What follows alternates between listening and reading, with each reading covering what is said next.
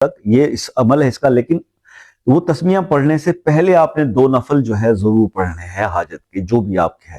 مطلب اگر یہی حاجت ہے کہ اللہ مجھے غنی کر دے تو آپ نے 2 نفل ضرور پڑھنے ہیں. تو 2 نفل پڑھنے کے بعد آپ نے، اور یہ 21 دن تک آپ نے 2 نفل ایکسٹرا پڑھنے ہیں. 2 نفل پڑھنے ہیں، پھر آپ نے 3 تسبیح پڑھنی ہے اس آیت کی، للہ ما فی السماوات والارض ان اللہ هو الغنی الحمید. سورہ لقمان کی آیت ہے، آیت نمبر غالباً 26 ہے. ٹھیک ہے، تو اس کو آپ جو ہے وہ اپنی زندگی میں شامل کر لیجئے.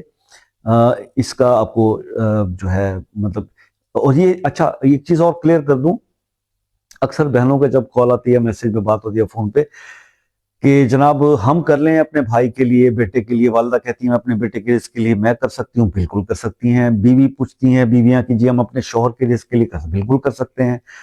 مطلب یہ کہ رزق تو اسی گھر میں آنا نا، تو کوئی گھر کا ایک فرد یہ کر لے. مثال کے طور پر